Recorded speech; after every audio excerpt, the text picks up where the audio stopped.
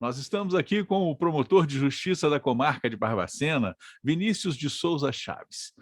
Ele escreveu um livro chamado Poder Investigativo do Ministério Público, escrito em coautoria com Bruno Miquelão Gotardi.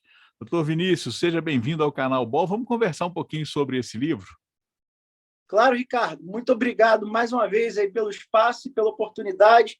Cumprimentar todo mundo que te assiste e acompanha nas redes sociais. Doutor, como é que surgiu a ideia de escrever o livro Poder Investigativo do Ministério Público? Ricardo, surgiu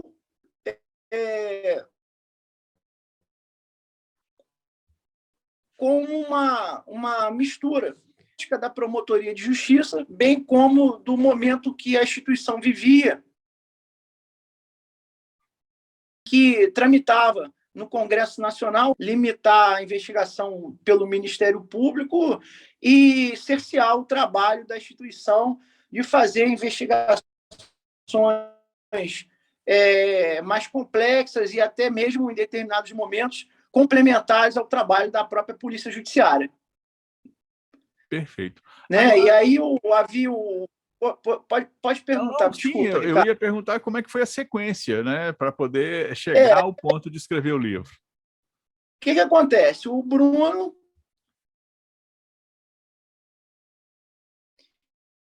ele estava em filiação no Ministério Público, já havia normatização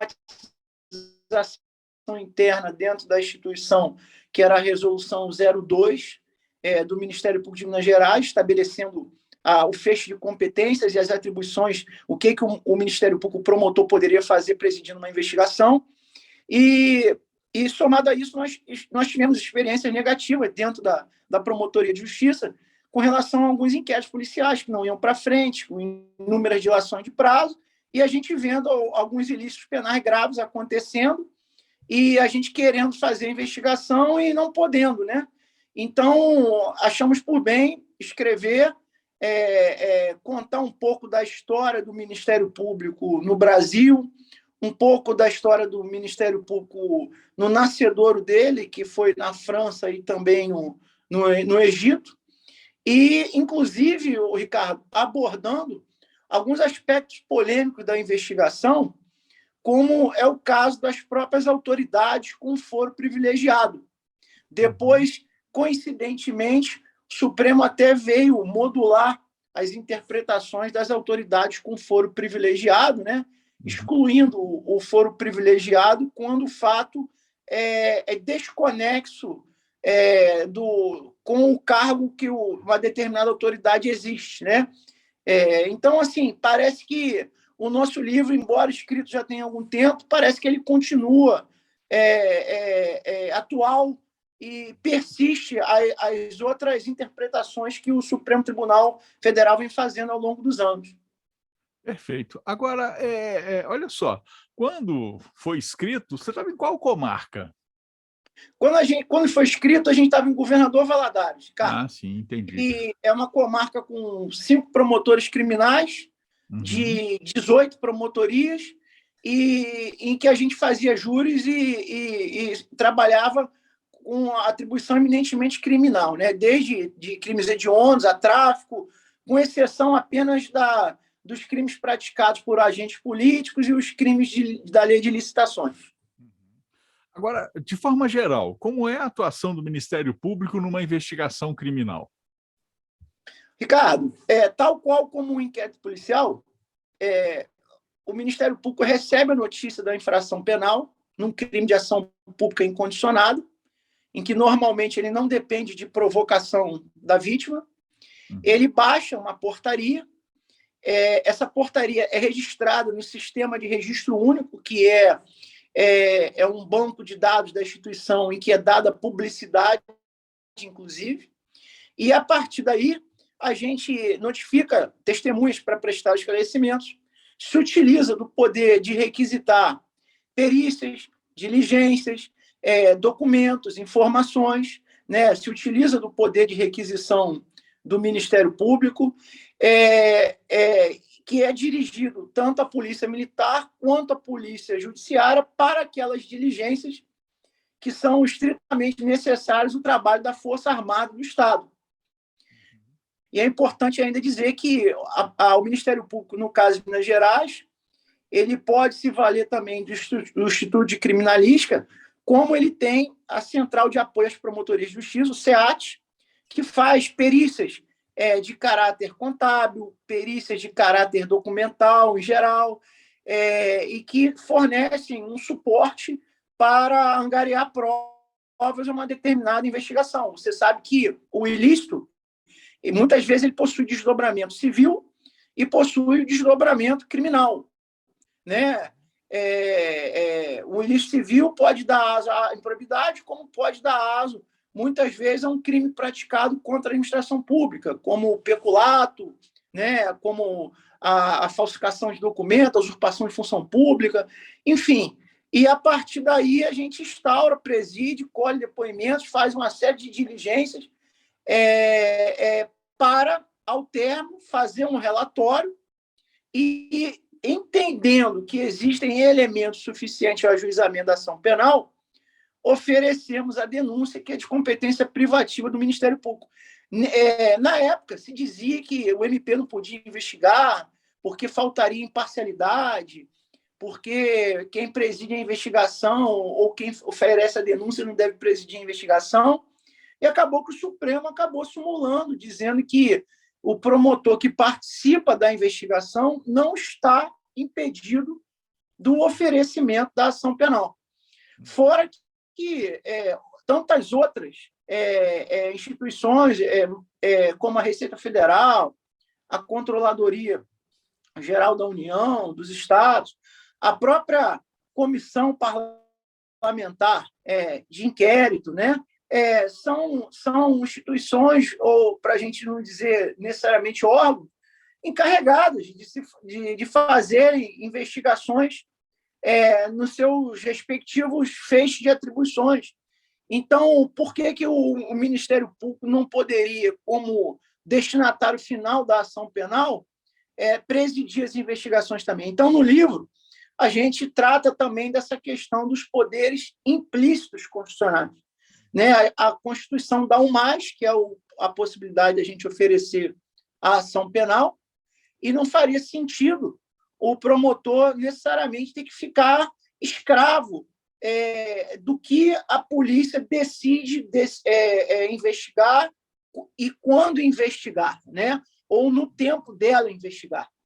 E o Supremo Tribunal acabou reconhecendo, em grau de, inclusive, repercussão geral, a possibilidade do Ministério Público fazer a investigação, presidir a investigação, desde que respeitando aquelas cláusulas de reserva jurisdicional, né, Ricardo?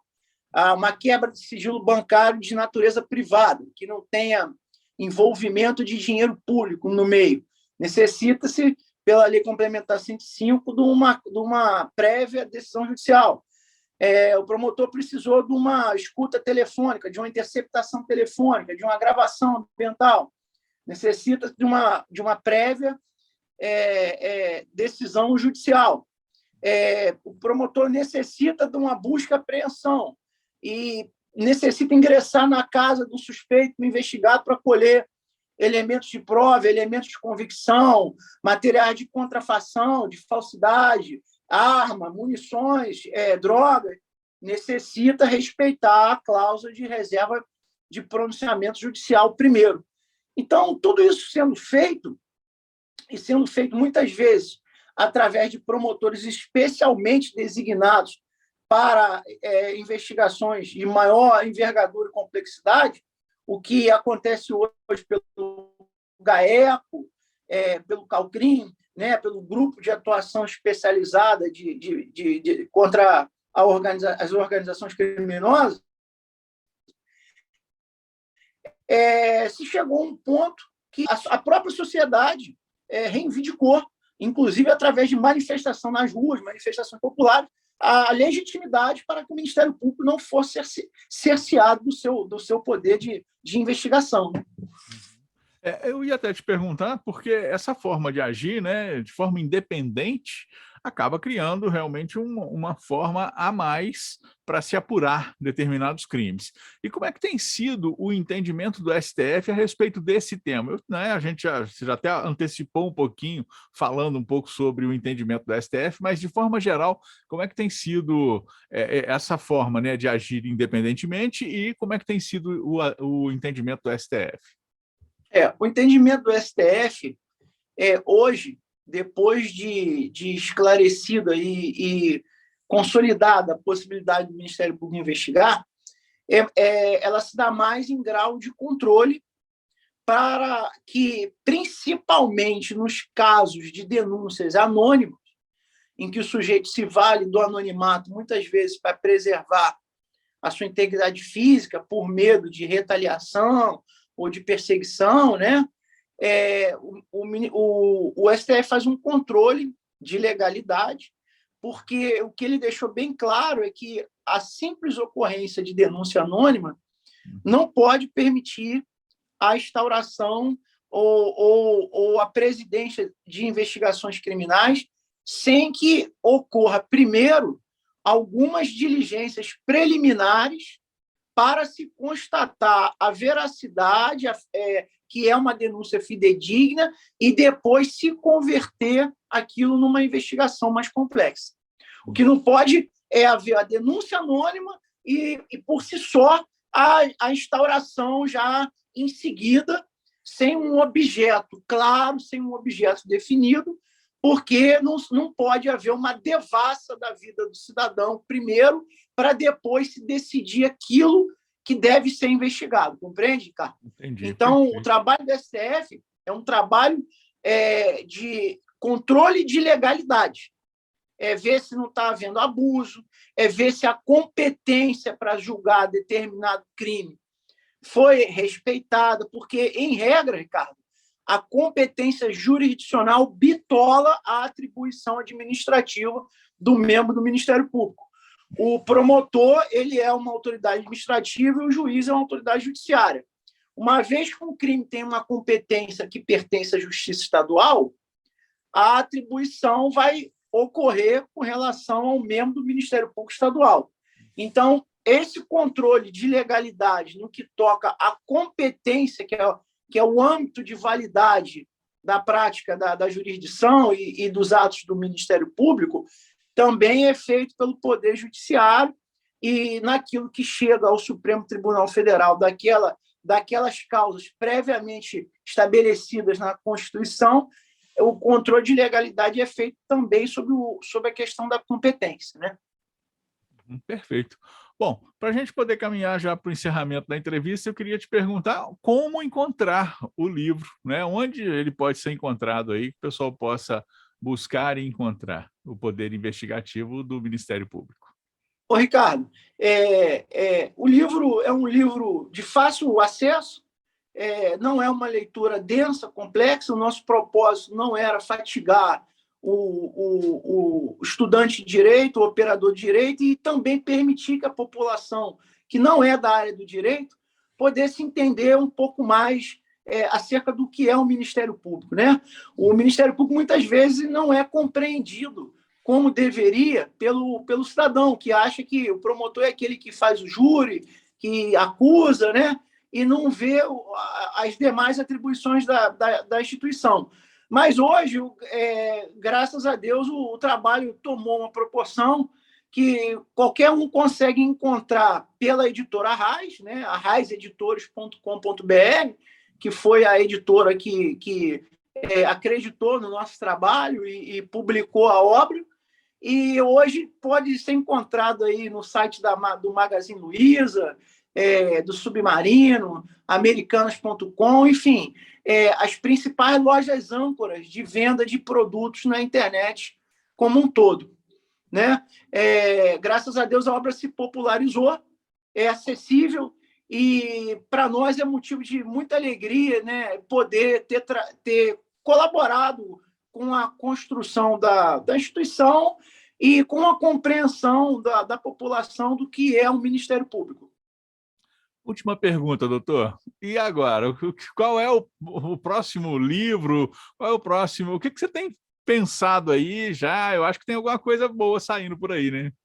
Olha, Ricardo, eu vou te falar que eu estou querendo dar uma pausa para poder agora investir um pouco mais na parte teórica da minha carreira, né? Uhum. Mas, assim, eu já estou 8 anos à frente da Promotoria do Patrimônio Público e recebo muitos advogados, eu tenho muito contato com os operadores do direito, alguns até me cobram, poxa, vamos falar sobre a nova lei de improbidade. Então, o tema do momento hoje é esse. Você sabe que a lei de improbidade administrativa sofreu uma alteração muito grande. Uhum. Na verdade, foi uma reação do Poder Legislativo ao ativismo judicial, e essa reação gerou uma certa perplexidade inicialmente nos operadores do direito, e nós entendemos que a lei trouxe uma desproteção ao patrimônio público. E quando eu falo desproteção, não protegeu adequadamente ao erário, aos cofres públicos, aos princípios que nos são mais caros, que são o da moralidade, da probidade. Então, nós estamos escrevendo sobre isso já. O título vai ser algo do tipo assim, já vou dar uma palhinha, vai ser assim, o direito à probidade na administração pública na visão do curador do patrimônio público. Vai ser mais ou menos isso, né? Uhum. Porque o que fez o legislador de 88, Ricardo, o Constituinte? Ele deu ao cidadão a ação popular, ele deu o mandado de segurança, o habeas-dato, o mandado de junção, os remédios constitucionais. Uhum. E, por outro lado, estabeleceu para os servidores públicos os princípios que regem o trabalho dele, especialmente o da moralidade e da legalidade. Só que eu acho que, em 1988, o legislador, Ricardo, não acreditaria que nós chegaríamos ao ponto de termos desembargadores afastados e presos, de termos ex-procuradores gerais de justiça presos, de termos delegados afastados e presos também. Nós chegou a tal ponto na administração pública que o cidadão de bem que paga seus impostos hoje em dia, ele começa a achar que todo mundo não presta, que nada funciona, que as instituições estão contaminadas, que nada vai para frente. E a gente sabe que, na grande maioria, todas essas autoridades trabalham e se dedicam em prol do serviço público, né? Uhum. Infelizmente, alguns degeneram. Então, nós estamos nos dedicando hoje a escrever sobre as alterações trazidas pela 12.430, a lei de improbidade administrativa, que é de 1992, que é a lei 8.429 de 92. Uhum. Se Deus quiser, Ricardo, a gente pretende aí chegar na semana do Ministério Público com um trabalho já consolidado, escrito, e que a gente pode, mais uma vez, colaborar para a construção da nossa sociedade, né? Principalmente nessa área aí, que é a área de preservar uma boa administração pública, né? Perfeito. Doutor, muito obrigado pela entrevista, a conversa aqui, um bate-papo bem gostoso, que a gente teve a oportunidade de falar sobre essas questões envolvendo o poder investigativo do Ministério Público e ainda essa grande novidade aí do lançamento, né? Em breve, tomara que consiga chegar, a concluir tudo para, na semana do Ministério Público, ser lançado esse outro trabalho sobre a improbidade administrativa. Doutor, muito obrigado, então, é um prazer sempre receber o senhor aqui no Canal BOL.